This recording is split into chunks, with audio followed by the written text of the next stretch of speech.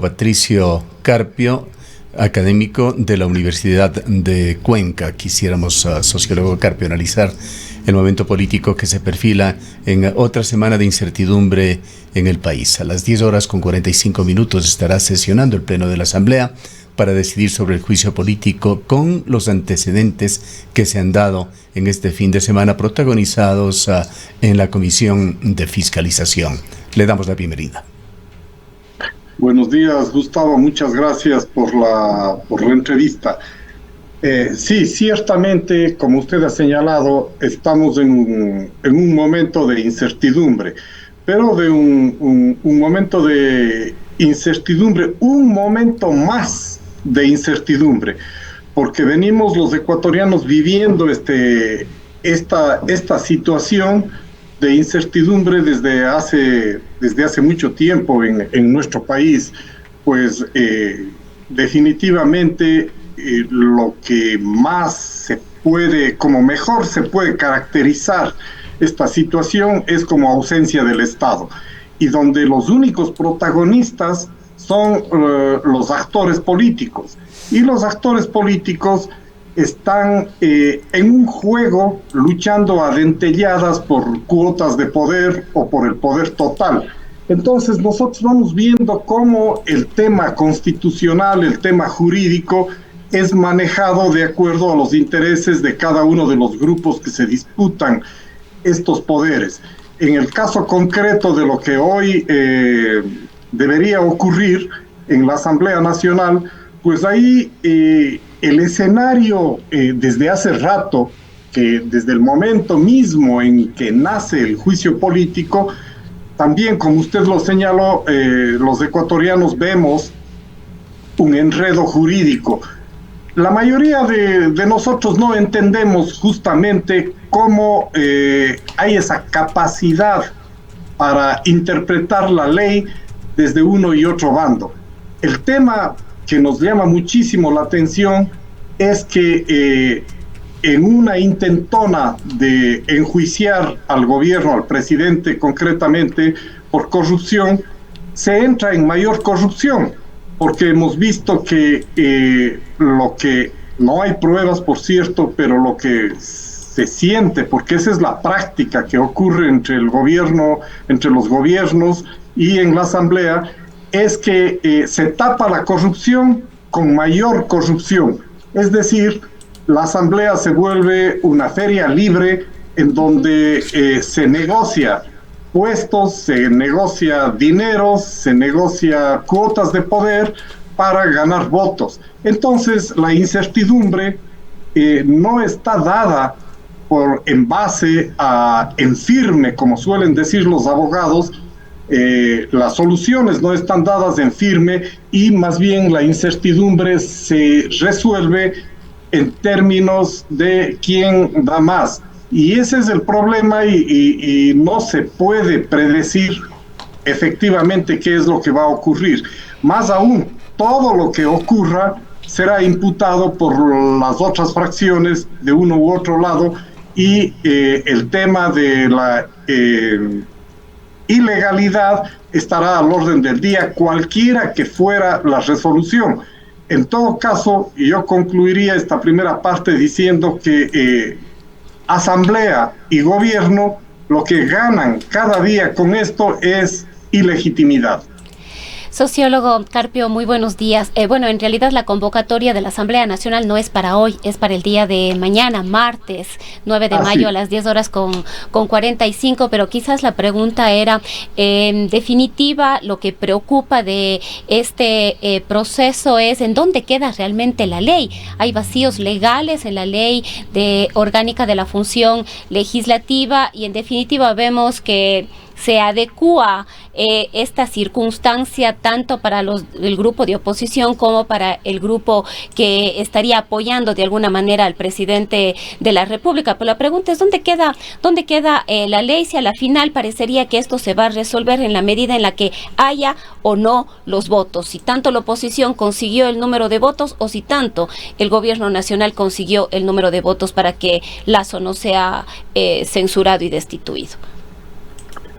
Mire, Rosana, la ley para los políticos no queda en ningún lado. La ley es manejada en función de intereses particulares y así ha sido desde hace rato.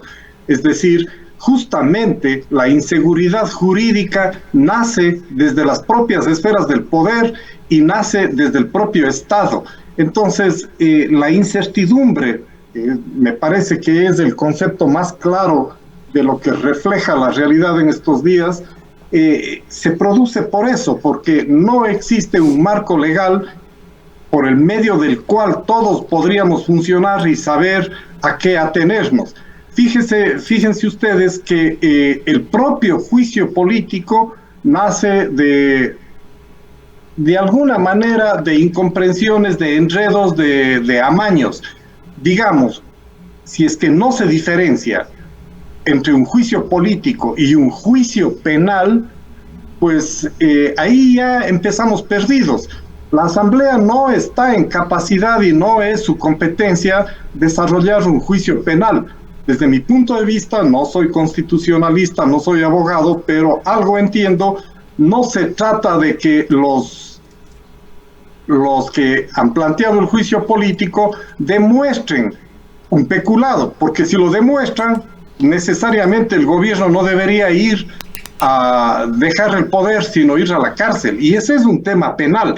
Aquí lo que se debe demostrar es cómo el tema de la corrupción, enredado, empeculado y en una serie de otras cuestiones, está afectando la gobernabilidad, está afectando la gobernanza y por tanto ese hecho ha contaminado a la sociedad, ha contaminado a las instituciones y no es posible gobernar desde ese estado de corrupción. Entonces, si es que el asambleísta que preside la Comisión de Fiscalización le pone un marco en función de lo que la Corte Constitucional diga, pues ahí estamos además cayendo en otro tema, en el enredo o en la falta de autonomía de los diferentes poderes del Estado.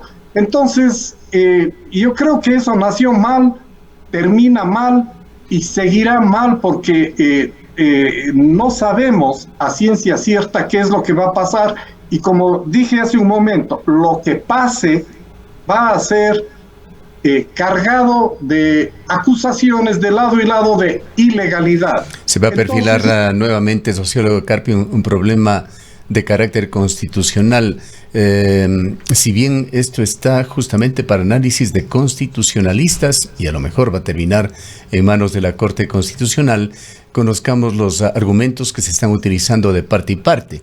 En la convocatoria, que la vamos a poner en pantalla, Virgilio Saquicé, la convocatoria para la sesión del Pleno del día de mañana, señala que al no haberse alcanzado los votos necesarios, se refiere al informe de la Comisión de Fiscalización, y carecer dicho informe borrador de valor y efectos jurídicos de conformidad al inciso quinto del artículo 16 del reglamento de las comisiones especializadas permanentes y ocasionales, resolver sobre el juicio político planteado en contra del presidente constitucional de la República, Guillermo Alberto Santiago Lasso, que ordena que, si en las comisiones especializadas permanentes y ocasionales no se alcanza la votación requerida en el trámite de proyectos de ley y procedimientos de fiscalización fenecido el plazo de la ley, estos pasarán al conocimiento del Pleno de la Asamblea Nacional. Y añade, particular que requerirá para su aprobación de la mayoría simple, según el artículo 8 de la Ley Orgánica de la Función Legislativa. Esto de la mayoría simple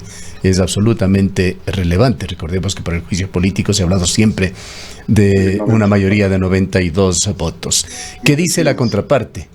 Edgar Neira, el abogado del presidente, señala que esta convocatoria y la eventual sesión del Pleno viola el principio de legalidad establecido en el artículo 226 de la Constitución, que a su vez señala que las instituciones del Estado, sus organismos, dependencias, las servidoras o servidores públicos y las personas que actúen en virtud de una potestad estatal ejercerán solamente las competencias y facultades que les sean atribuidas en la Constitución y la ley. Es decir, lo que está diciendo Neira es de que se excedería en sus funciones la Asamblea en caso de que el Pleno se reúna para tratar este tema el día de mañana. Reitero, son temas para constitucionalistas, pero le dejamos en el análisis asumiendo que esto finalmente podría trascender, como habíamos señalado ya, a la Corte Constitucional, que mira además de cerca este proceso. Sí, efectivamente es un tema de abogados constitucionalistas, de especialistas. Ahí entiendo que los consejeros, los asesores de los diferentes sectores, tanto del presidente como los asambleístas, están actuando y en las consultas que correspondan. Pero lo que queda en limpio es eso, que estamos en un impasse que no sabemos cómo se resolverá seguramente en la Corte Constitucional, y ahí tampoco sabemos cómo se resolverá porque todas las instituciones están sujetas y son sujetas de presión política. Entonces, el gran problema que tenemos en el país es que estos temas que son vitales, porque si es que no tenemos quien gobierne, si no tenemos quien tome las grandes decisiones en un momento de la peor crisis social que tenemos en este país, entonces estamos a la deriva. Si es que las fuerzas del gobierno están focalizadas en resolver estos problemas de carácter político, los problemas de carácter de seguridad, de carácter social y tantas necesidades que existen en el país siguen siendo relegados, siguen dejándose para mañana, para pasado mañana, y el país no logra salir, el país está paralizado y en una situación de altísima conflictividad social, mientras los otros están en un show que realmente interesa, por cierto. No vamos a decir que no es de interés de los ecuatorianos este tema tan crucial como la destitución de un presidente, pero el tema es que si no se resuelve inmediatamente, la pregunta es, ¿qué es lo que le pasa al país? Desde mi punto de vista, nosotros desde hace un rato hemos entrado ya en lo que sociológicamente se denomina un estado fallido. Ahora, Patricio, sería importante también algún análisis de las posibilidades que puedan darse en la Asamblea Nacional, considerando la posible de censura y destitución del presidente, pero también qué pasa si es que no existirían los votos para la censura y destitución del primer mandatario.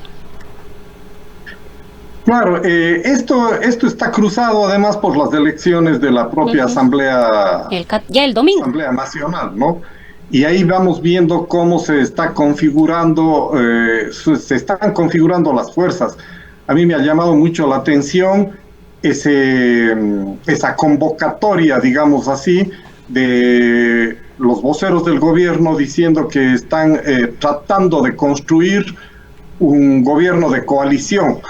Un gobierno de coalición se construye cuando se tiene liderazgo, cuando se tiene legitimidad. Este sería un gobierno de salvación del propio gobierno, ¿no? De salvación nacional, en base a todos aquellos asambleístas que han sido cooptados de una u otra manera por el propio gobierno. Ha desmembrado a muchos de los partidos políticos y se está constituyendo prácticamente un buen bloque de asambleístas independientes. Si eso es un gobierno de coalición, pues es un gobierno también muy endeble, muy débil. Entonces el escenario, esto ya es otra vez un campo de constitucionalistas. La ley dice que debería asumir el vicepresidente de la República, y ese es el escenario en el caso de, poco probable, pero en fin posible, de que el presidente sea destituido.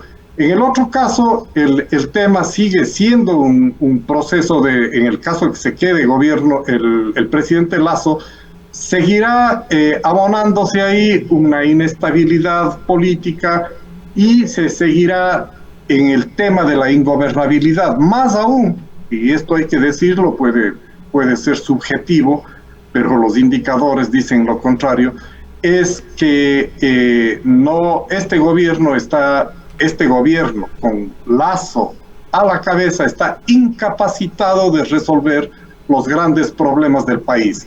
No da pie con bola, como diríamos en el argot popular, y no hay políticas públicas que resuelvan las grandes necesidades que estamos viviendo los ecuatorianos, empezando por la seguridad y arrastrando el tema de la economía. Seguridad y economía van a la par, y eso se puede ver claramente como los negocios, el comercio, todo aquello, el turismo, viene en declive por el temor que se tiene frente al auge delictivo. Y prácticamente un nuevo mapa político se posiciona en el país este próximo domingo. Pues ahí no solamente las elecciones en la Asamblea Nacional, los alcaldes, prefectos y otras dignidades elegidas el pasado 5 de febrero tomarán ya posesión. ¿Cómo ve usted este futuro inmediato? Pues siempre cuando se abren estos escenarios ya a nivel de lo local, se abre una esperanza. Pero el problema, me va a permitir ser bastante radical en lo que voy a decir, el problema es que un altísimo porcentaje de políticos, yo diría el 99% de los políticos en este país, están embarrados culturalmente, mentalmente, en el tema de la corrupción. Y ya hemos visto cosas tan ingenuas de algún candidato, digamos ya electo, un alcalde de alguna de Pijal, si no me equivoco, en Loja, que decía que es absolutamente legal cobrar las comisiones. Entonces, tomo este caso porque en mi caso, que conozco bastante bien el tema de los gobiernos locales, porque no solo trabajo como analista, he trabajado muchísimos años como consultor, el tema de las presiones de los gobiernos locales para la contratación pública y las comisiones es absolutamente desastrosa. En estos días he estado hablando con varias gentes de la cooperación internacional, de empresas consultoras, y lo que comentan es desastroso. Todos, evidentemente, en búsqueda de trabajo, tienen propuestas, tienen proyectos, tienen necesidad de colaborar con los gobiernos locales para determinadas obras en base a contratos, y sin embargo, lo que me comentan y lo que he escuchado es que los que están entrando ya al nuevo ejercicio del gobierno local ya están armando sus cuadros administrativos en función de comisiones, desde ya.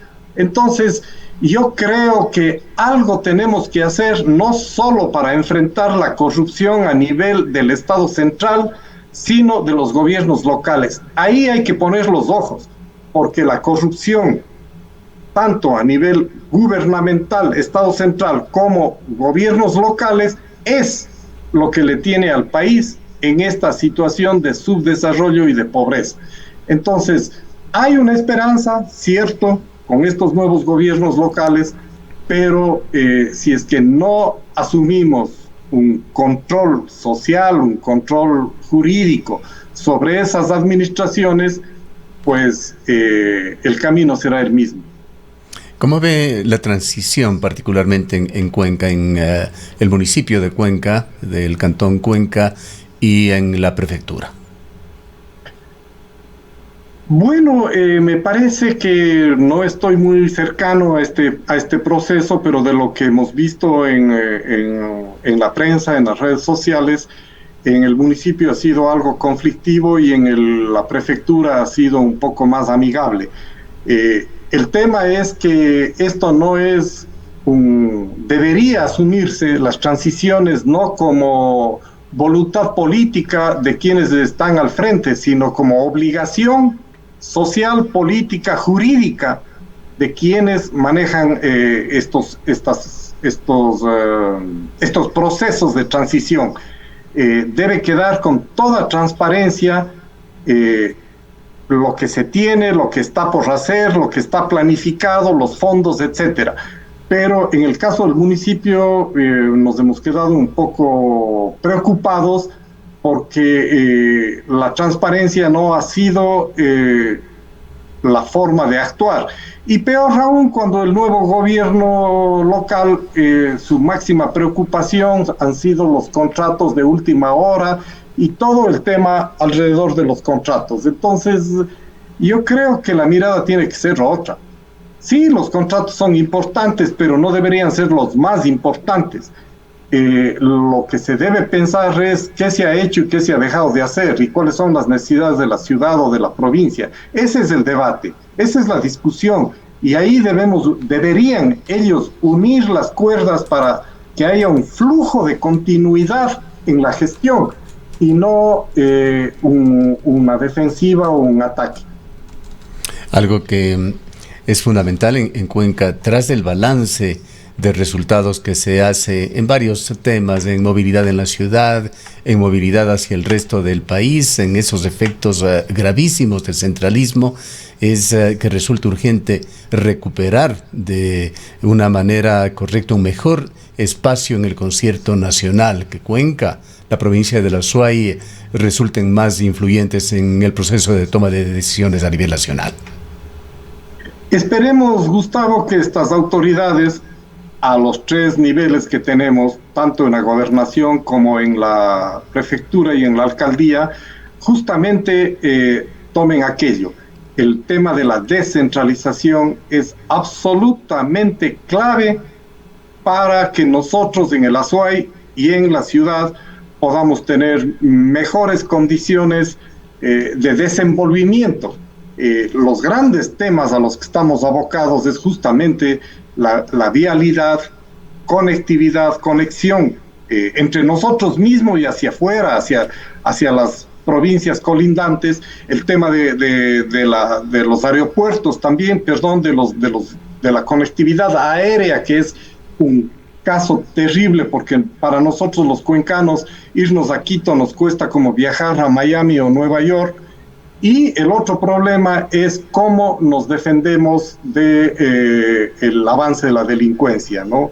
Entonces, esos problemas, si es que no se articulan los 3 niveles acá en el Azuay, y si esos 3 niveles no cobran identidad y dignidad frente al gobierno nacional, pues seguiremos complicados. Y ha habido, Patricio, algunas expresiones en este sentido importantes aquí en la provincia de El Azuay.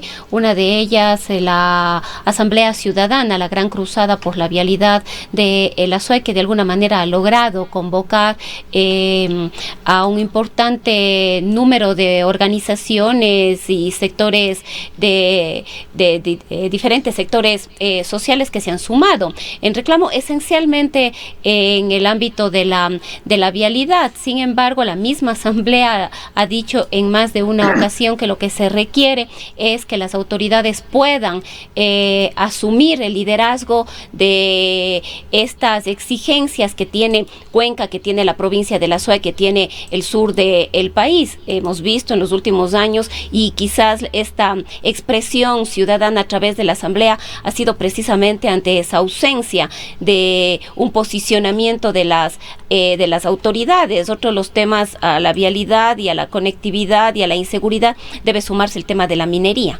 Y aquí quizás hay algunas discrepancias en lo que quiere el gobierno nacional, en los planteamientos que ha hecho Cristian Zamora y la posición un poco vaga quizás de quien asumirá la prefectura de la Azuay. Sí, 2 cosas ahí, Rosana. La primera es que efectivamente la movilización de la Asamblea Ciudadana y la movilización social que hemos realizado aquí en Cuenca, para nosotros es fundamental, pero no parece ser fundamental para el gobierno, pues no reacciona.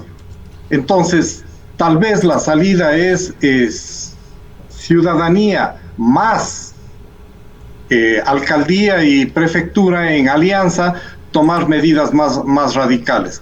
El tema de la vialidad es de consenso, como bien ha señalado. Hay otros temas que no necesariamente son de consenso, pero un altísimo porcentaje de la ciudad, de la ciudadanía y de los sectores rurales y de cantones más implicados y de la propia ciudad, estamos a favor de que se desarrolle un proceso de ciudad limpia, sin actividades que deterioren las condiciones de vida del ambiente, de las comunidades, etcétera, como es la minería. La minería es un gran problema. La minería es un gran problema porque está para largo. La presión internacional sobre recursos como el litio, el cobre, el oro, la plata, es bastante fuerte por las nuevas tecnologías, y ya vemos eso en todo el tiempo en los medios internacionales, la presión que hay sobre Argentina, Chile, Bolivia, en nuestro caso también. Entonces, eso va a seguir, y los gobiernos seguirán con su discurso de que se necesitan recursos para el desarrollo. Los recursos para que salen de la minería, si se echan números, no son significativos frente a los pasivos ambientales que quedan y a las distorsiones sociales que son las impactadas por el tema de la minería. Lo único que nos queda ahí es la organización social y la capacidad de resistencia desde la sociedad frente a esos hechos. En los otros temas, necesariamente tenemos que tener estos aliados entre lo político y lo social para obtener resultados más positivos y llamar la atención de formas más directas, más fuertes hacia el Estado central y gobierno, que están absolutamente desentonados, desconectados de la realidad, de las realidades de los territorios, como dicen ahora, y de las necesidades de provincias como la nuestra. Tanto que el tema de la vialidad, que donde se podría poner atención, por lo menos para ganarse algunos aplausos, no se considera, y seguimos sufriendo acá en el sur esta problemática. Para finalizar, sociólogo Carpio, ¿cómo ve usted la acción que debe y pueda realizar el nuevo gobernador de la provincia de La Suaya, Paul Carrasco? Y yo creo que esos dos temas que estamos conversando, el gobernador debería tomar al toro por los cuernos en los temas de vialidad y ser el puente propiamente para gestionar y resolver los problemas de vialidad. Y evidentemente el gobernador tiene en sus manos la competencia sobre la seguridad, en términos de que controla, de que está a su cargo la policía. Entonces,